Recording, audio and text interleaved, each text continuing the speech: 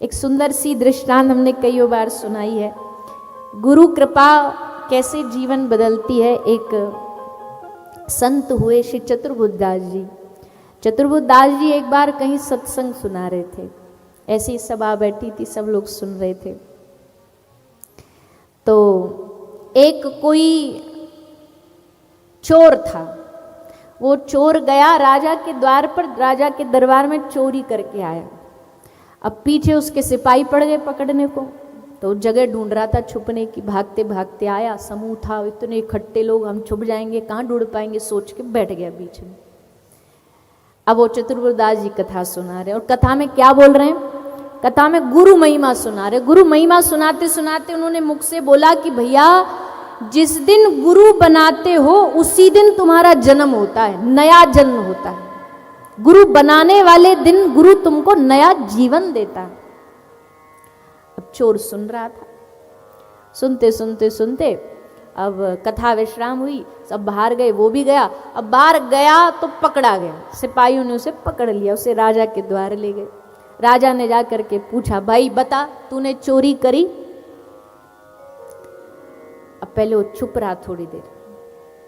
अच्छा, जब वो आया था, जब सत्संग में आया था, तो सत्संग के बाद उसने चतुर्बुद्ध दास जी को कहा, महाराज हमको आपको गुरु बनाना है। तो उन्होंने दीक्षा उसको दे दी, दीक्षा लेके आया था। अब जब राजा पूछ रहा है कि तूने चोरी करी, तो गुरु जी की बात याद आ गई। और गुरु जी ने क्या बोला था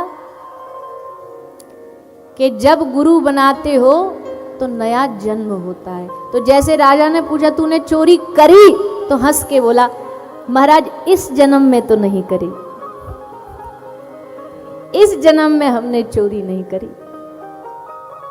बोले पक्का नहीं करी? बोले ना, गारंटी से कहते हैं इस जन्म में तो नहीं करी, पीछे का पता नहीं। अब बात आगे क्या बढ़ी, बोले उस जमाने में सत्यता प्रमुख होती थी, तो प्रमुखता के लिए वहां एक नियम होता था, एक दिया जलाया जाता था, और दिए जला करके उस पर हाथ रखवाया जाता था। अगर झूठ बोल रहा होगा हाथ जल जाएगा, और नहीं बोल रहा होगा तो अग्नि पे हाथ रख के भी हाथ को कुछ नहीं होगा। बोले हाथ रखवाओ, इसका पता लगे झूठ है कि सच है। और भैया जैसे उसका हाथ रखवाया गया, हाथ उसने रखा, और उसके हाथ को आग पर रखने के, दिए पर रखने के बाद भी उसका कुछ नहीं हुआ।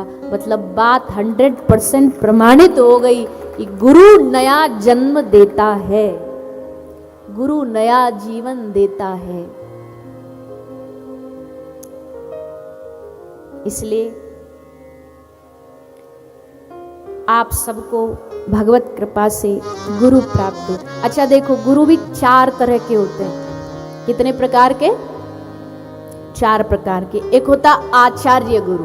हमारे जो आचार्य हैं, षड गोस्वामी हुए, अष्ट सखा हुए, सूरदास, तुलसीदास, श्री लोकनाथ गोस्वामी, भूभर गोस्वामी, गोपाल भट्ट गोस्वामी, रघुनाथ दास, रघुनाथ भट्ट गोस्वामी, जीव गोस्वामी, सनातन, ये सब आचार्य गुरु हैं, सब आचार्य गुरु। एक आचार्य गुरु। दूसरे गुरु कौन होते हैं? दूसरे गुरु होते हैं श्रवण गुरु, जिनसे हम श्रवण करते हैं। हमारे गुरु नहीं है वो, पर हमने श्रवण करके उनसे बहुत कुछ सीखा है। कई बार हमारे जीवन में ऐसा होता है कि कोई कोई ऐसा बुद्ध पुरुष होता है कि जिनको सुन के जीवन बदला है, वो श्रवण गुरु है हमारे। एक होता है शिक्षा गुरु, जिनसे हमको शिक्षा प्राप्त होती है, वो होते हैं शिक्षा गुरु। और चौथे होते हैं दीक्षा गुरु, जिनसे हमें आचार्य परंपरा से दीक्षा मिलती है, गले में कंठी मिलती है, नाम मंत्र मिलता है। ये चारों गुरु जीवन में चारों एक साथ हो सकते हैं। हाँ, दीक्षा गुरु एक के बाद दूसरा नहीं हो सकता, पर ये जो 4 कैटेगरी गुरु की, ये हो सकती है। दीक्षा लेने वाले सावधान, जो दीक्षा लिए बैठे हैं ना, और जिनको हर वीक एक नया गुरु पसंद आ जाता है। होते हैं ना कुछ लोग, आज ये आए गांधीनगर में कथा करने के लिए, अरे महाराज जी हमें तो आपको गुरु बनाना है। पड़ गए पामों में, लौट गए, दीक्षा दे दो। अब गुरु जी को बेचारे को पता नहीं, ले रखी है 10 जगह से और पहले। क्यों उनको नई नई वैरायटी चाहिए, नया नया एक मंत्र करते करते बेचारे बोर हो जाते हैं, इसलिए उनको मंत्र भी नया चाहिए, गुरु भी नया चाहिए, उनको भगवान भी रोज नया चाहिए। ऐसे लोग पार नहीं उतरते भैया। गुरु बदलने से नहीं, गुरु हृदय में बसाने से कल्याण होता है।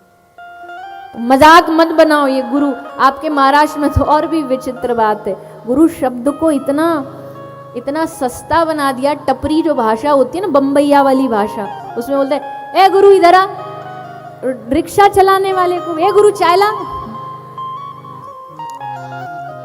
गुरु शब्द भैया बड़ा कीमती है, बड़ा महंगा है, ये इतना सस्ता मत बनाओ इसको, इसकी महिमा को समझो, गुरु शब्द की महिमा को समझो। एक बार निजाम अमीर खुसरो, ये दोनों की जोड़ी इतिहास के कुछ कुछ हुए जिनकी गुरु शिष्य की जोड़ी बड़ी कमाल की हुई है। तो निजाम के पास एक आया व्यक्ति, बोला महाराज हमको हमारी बेटी का ब्याह करना है, कुछ दे दो, कृपा करके कुछ धन दे दो। गुरु ने कहा 6 महीने बाद आना। 6 महीने बाद आए, महाराज घर में बड़ी तंगी है, पैसा दे दो। बोले 6 महीने बाद आना। ऐसे करते करते उससे सालों लौट आया। एक दिन रो के बोला महाराज कुछ भी हो जाए आज नहीं हटूंगा मैं यहाँ से, मैं पड़ा रहूंगा जब तक कुछ दोगे नहीं, पहले दो, मेरी दरिद्रता दूर करो। तो गुरु ने कृपा करके अपनी चरण पादुका दी थी। बोले जा ये ले जा, खड़ा हूं, लकड़ी की खड़ा हूं। अब लेके वहां से तो चला गया। गुरु से तो कुछ बोल नहीं सकता, पर मन मन में सोच रहा है राम, इतने साल इन्होंने इन लकड़ी की चप्पलों के लिए बर्बाद करे हमारे, दिया भी तो क्या, ये लकड़ी की चप्पल हमें लौटा दी, ये देने में देना है। बड़ा दुखी होकर जा रहा था। ये जा रहा था, उधर से अमीर खुसरो आ रहा था। और कैसे आ रहा था, अपना जीवन भर उसने जितनी कमाई थी ना, धन दौलत पैसा, वो सब एक बैलगाड़ी में भर के गुरु को देने ला रहा था। और जैसे वो नजदीक आया, हाथ में इस व्यक्ति के गुरु की पादुका देखी। सच्चा शिष्य कौन, जो गुरु के चरणों की खुशबू भी पहचानता, गुरु के चरणों की महक भी जानता हो, उसे पता हो कि ये मेरे गुरु चरणों की खुशबू है। जैसे मीठा देख के मीठा देख के चींटी खींची चली जाती है ना, वैसे गुरु चरणों की महक शिष्य को खींच लेती है। बोले ये पादुका तुझे कहाँ से मिली? उसने रोना चालू किया, पूछो मत, सारा जीवन बर्बाद हो गया, ये गुरुजी ने हमको क्या लकड़ी दे दी, हमको पैसा चाहिए था, इन्होंने चप्पलें पकड़ा दी। अमीर खुसरो बोले तुझे पैसा चाहिए? बोले हाँ। बोले ये बैलगाड़ी में जितना जीवन का कमाया धन है तू ले जा, बदले में ये मुझे दे दिया। अमीर खुसरो पादुका लेके आए गुरु के पास, चरणों में बैठे। गुरु ने देखा और देख करके हंसे, बोले तुझे कहाँ से मिल गई? तो अमीर खुसरो ने हंस के कहा, प्रभु जीवन की सारी दौलत दे करके उसके बदले में पादुका मिली है। तो जानते हो गुरु ने क्या कहा? गुरु ने कहा, अरे वाह, बड़ा तूने सस्ता सौदा कर लिया। क्यों? सारा जीवन दे के भी अगर गुरु चरणों की कृपा मिल जाए ना, तो ये बड़ा सस्ता सौदा है।